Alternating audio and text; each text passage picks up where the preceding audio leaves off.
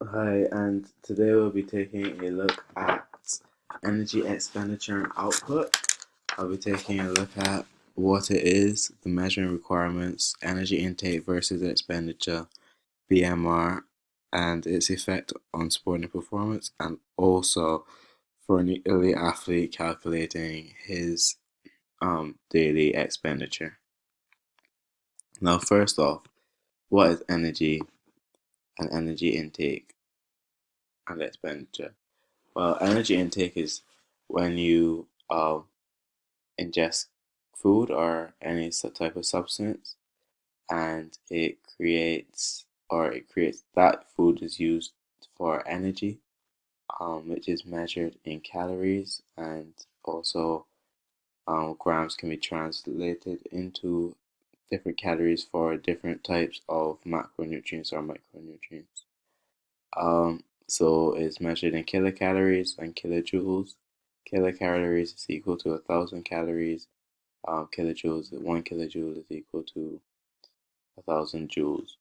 Now, for fat, protein, and carbohydrates, they all have their specific amounts of calories that they're equal to. So 1 gram of fat is equal to 9 kilocalories. Protein is 4 kilocalories, and same for carbs per gram. Um, this means that, of course, things like fat, yes, it does produce a lot of energy, but it is not as good for the body as protein may be, as it can be used for other things such as repairing muscles, and carbohydrates as well for energy. But fat, it does have a lot of kilocalories, which can be good and useful for certain athletes. Now, energy expenditure, on the other hand, is where the body is using energy. So this could be whether it's digestion, walking, doing exercise, shivering, it could be anything. And that is what energy expenditure is. So it's the amount of energy you use. We'll be looking at how we calculate that later. But first, we're going to look at how the measuring requirements when calculating your energy expenditure. Now, first off, there's a skin fold measurement. Now, this is the cheapest out of all the three options, and it can be quite accurately, but the downside to it is that you have to have a professional, or at least know exactly where and precisely how to do this. And what this does is it measures using the layers of the skin. It measures how much fat percentage your body has, depending on the amount of millimeters of fat you do have in different places. Now there's 7 different places, and there are a couple different places, and these are the tricep, the bicep, the abdominal area, and the shoulder blade area. Um, these are all very specific and have to be done in the right place using the correct technique, which can be learned, but it is best to go for a professional for the best results. Now, the next um, measuring requirement I'll be looking at is the bioelectrical impedance analysis. This one is slightly more high tech than the skin fold measurement, but it does calculate your body fat percentage. This is done slightly different method.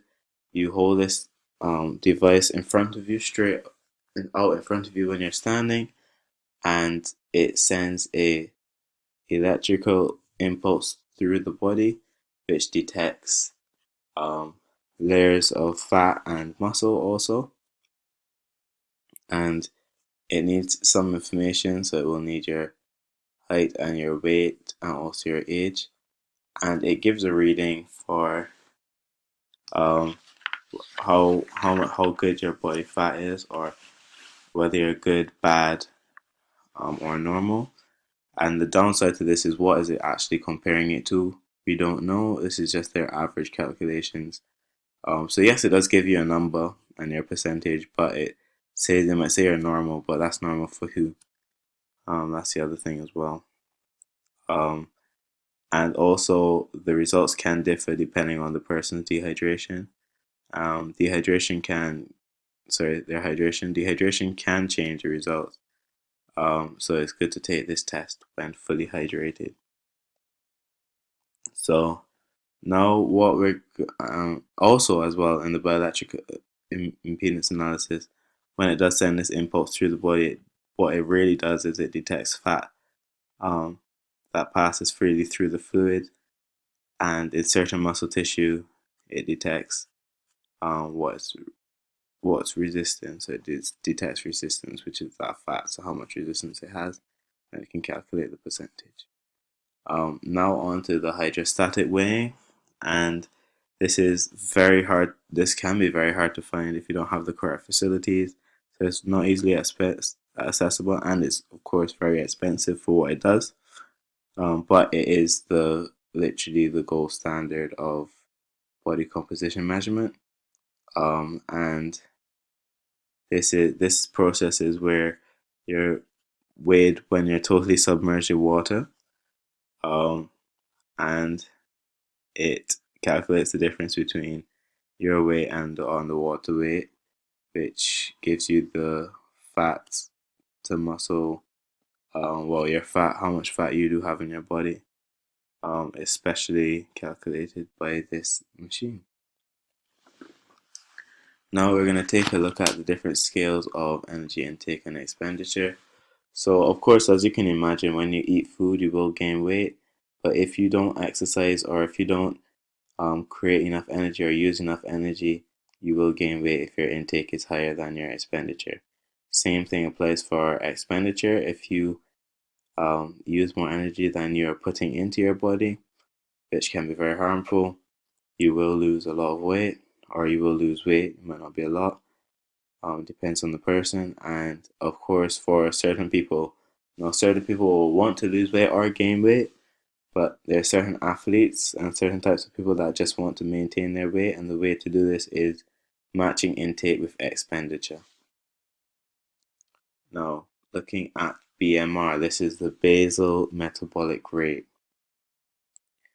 This is what the body uses, or how much energy it uses in a waking state. So it does include, it's different to an RMR, which is the resting metabolic rate. The BMR is calculated with taking into account sleeping and fasting, so not eating. But it is different to the resting metabolic rate, which is calculated without sleep. Now, there are three different things that it can be affected by. Four different things, and these four things are gender, age, climate, and physical activity. Now, gender, first off, will be different in males than it is to females, because males tend to generally be bigger than females, which means that they use more energy. Their muscle mass is generally bigger, so that means that more energy is needed to work these muscles and to digest food, and stuff like that. Whereas women need a lot less energy because they are smaller. Uh, Another thing that can affect your BMR is the climate that you're in. So, of course, when we're cold, the body shivers. This is a reaction by the body to thermoregulate its temperature. So, when we shiver, this creates heat, and energy is needed to shiver. However, if you're in a hotter climate, you will need to sweat more and thermoregulate the body, which requires energy also. Age-wise, when you are younger and in adolescence, you tend to need a lot more energy because you're still growing. So this growing and growth needs more energy. So that means your BMR is higher. And physical activity, as you can imagine, the more exercise you do, the more energy you will use. Now, the equation to calculate the BMR, not energy expenditure, but the BMR, is 15.5057 multiplied by weight plus 692.2. And this is for 18 to 30-year-old males. And females is quite similar, but a little bit less. It's 14.818 multiplied by weight plus 4.86. 486.6. Right, so now we're going to talk a little bit about METs. What is METs? And how it is used to combine with BMR to calculate energy expenditure. Now, METs, it stands for the metabolic equivalent task. This is a calculated estimate of oxygen consumption per minute to estimate exercise intensity. So that is oxygen consumption, like directly proportional to the energy expenditure. So this is a number that's made based on how much energy we use during this exercise per minute. And to calculate this, to calculate your total expenditure, you have to multiply METs by 3.5, multiplied by your weight, divided by 200, multiplied by the duration of the exercise you did, which is going to calculate your total energy expenditure for that particular, only for that event or for that exercise that you do. And in order to calculate your total expenditure, what you have to do is add the METs, so all of the exercises you do during your day, plus your BMR to energy expenditure. So you have to do that equation for each exercise, including walking and sitting and taking notes. Those type of things will all be added up in this METs equation.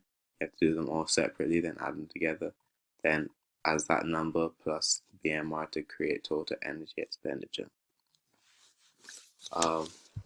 People that would use this would be elite athletes, so they know how much energy precisely they're using a day, so that they'll be able to calculate and to create good diet plans or exercise programs. So now what we're going to look at is energy expenditure and output's effect on sporting performance. So when looking at protein, fats, and carbohydrates, you can see that carbohydrates is required the most and will be 45 to 65% of your total calories you'll need for a day. This will be to do with exercise, so this is your main energy source at that point. Behind that will be fats and then proteins. All of these things contribute to how much you will contribute to your total intake, and your expenditure will depend on your METs and your BMR calculations. Now, calorimetry. Now, calorimetry is defined as the process of measuring the heat of chemical reactions or physical changes, as well as heat capacity, and it is broken down into two different sections: direct calorimetry and indirect calorimetry. Now, direct calorimetry does measure the exact amount of heat produced by the body, and this is where a participant is put into a chamber. So this is to do with measuring one of the measuring requirements, and measuring heat production and how much you actually expenditure and stuff like that. The chamber itself, the special chamber, is specially designed to calculate your heat production by using the temperature of water before and after. That's in the ceiling of this chamber to work out your total energy expenditure. This is the most precise way of doing it without using METs and that sort of stuff. So it's very precise and very accurate, but it's very, as you can imagine, very expensive and hard to access. Now, indirect calorimetry is an estimate production by measuring gases that you breathe out. So what this is where you use something called Douglas bags, which can estimate how much oxygen you do actually intake and carbon dioxide you breathe out. um, and